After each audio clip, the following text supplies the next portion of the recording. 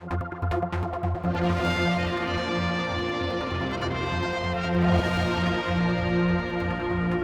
with the Chief Minister, and the hot potato, I mean, probably not for the Isle of Man, but maybe it is even hitting our shores, is about immigration, and obviously particularly the scenes that we're seeing on television all the time.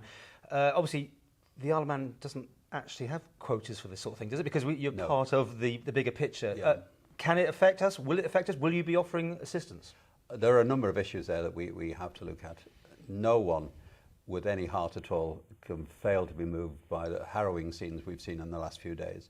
It is a pretty momentous occasion. It's the biggest movement of refugees that we've seen since the Second World War, and there are massive problems right across Europe being created, which will be with us for many years to come. The Isle of Man is a very compassionate community, regardless of the problems that we are ourselves facing. It is still a very compassionate community. It's a community with a huge heart and huge sympathy for people in these sort of desperate situations. So can you be brought to this? Yeah, the community, I'm sure, would like government to be doing its best to help. Now, we've already started through the International Development Committee. We've paid somewhere close to £300,000 on aid to Syrian refugee camps for humanitarian support. So we've already started in our own small way to make some inroads into that. The point you make about the broader freedom of the Isle of Man to make these decisions is the right one. The Isle of Man is not an independent country. We are a Crown dependency, and we are very much part of the UK immigration policy. We have to rely on how the UK respond as to whether, in fact, anyone could be brought to the Isle of Man. Now, Mr. Cameron appears to be changing his position in the last day or so, particularly since that poor boy was washed up on the floor on the beach in Turkey, and is now Mr. Cameron is now hinting that there may well be a willingness to take refugees into the UK. Now, the Isle of Man is governed by the Common Travel Area. And now, if refugees are brought into the United Kingdom, if that's an acceptable level, once they're in, they are able to travel anywhere in the United Kingdom with the requisite limitations that the Isle of Man has had in the past on work permits. Now, once we know what the UK position is, then I'm sure the Isle of Man will want to consider whether, in fact, we can make any further contribution. I have heard it mentioned that, the Isle of Man government has announced it wants to increase the population by 15,000 and therefore we can bring as many in as we like. This is nonsense. The Isle of Man government has never ever placed a figure on this. Was a figure generated by the Chamber of Commerce. All I've said is that in due course we need to increase the size of the working population. So I want to put that rumour to rest. First of all, we are not talking about any huge increase. And to put that in context, the Mayor of Liverpool yesterday made the announcement or the offer that Liverpool will take 100 refugees. Now, Liverpool is a city of 1 million, so that puts it in context. We're a community of 85,000. If we were to find homes for a small number of refugees, it would have to be on a scale that the Isle of Man could absorb. And then there are a number of other areas about finding housing, finding financial support for them. But the other thing we need to recognise is that these people from Syria in particular are genuine refugees. They're not economic migrants we're talking about. Syria had a very sophisticated country, very sophisticated community, well educated, highly skilled, and these people genuinely want to work. We have a lot of professional people caught up in this. So it's a different case altogether. But underpinning all this is the humanitarian crisis. In spite of our problems here, we cannot lose our humanity. We cannot close our hearts to what's going on. And I don't think... So your way is giving cash, is it, really? This is what we've done so far. This crisis has really just escalated in the last few days, and we need time to understand what the UK is doing. Right. And in particular, we need to see a more coordinated approach from the European Union. Explain this one. If the migrants get into Germany who accepts them, they then have the right to travel in the EU. Yes. Could they, if we want to get on a boat, turn up in the Isle of Man and then get assistance here? How? No. They couldn't? No.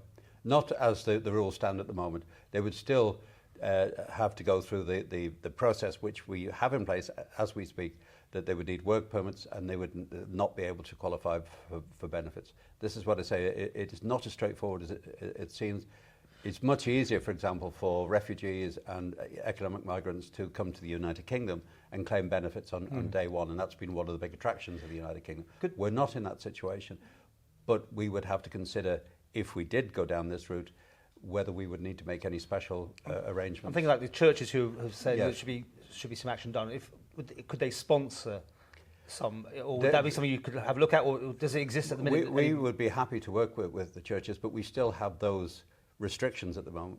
We are limited as to what the UK policy is. We are not an independent country, and we currently have our own protections, if you like, in place in terms of work permits and benefits.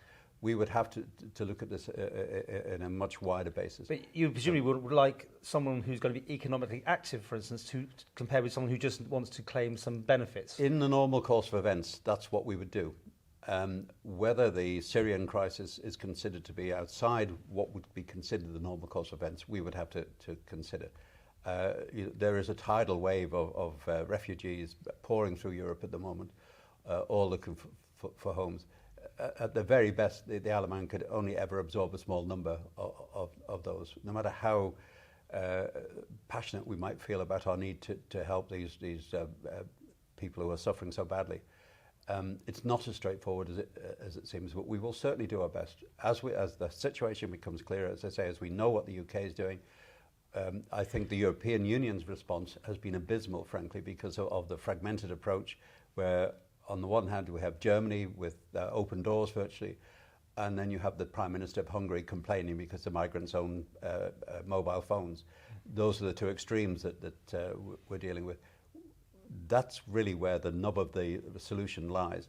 But the Allan has always played its part in compassionate issues such as this, and we will listen, we will see what we can do and respond accordingly in due course. But having an overall plan of action, if it's not with the UK, could it not be the British Irish Council or with Jersey and Guernsey or some grouping yourself to make even with Jersey and Guernsey, they have the same constitutional relationship with the UK, so we are all governed by this relationship.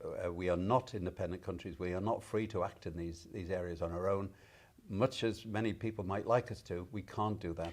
Okay. And we have to wait until we know exactly what the UK response is to know whether there is any flexibility within that response for the Crown dependencies, including the Allan to take any action on our own. But when the UK wanted to intern people in the Second World War, the Allan was used for that sort of thing. You can't see that sort of structure happening here, an internment camp being built here. No, we're not going down those roads at all. And the people, I think, almost entirely who were interned here in the war were UK residents at that time. They're not refugees in the current context.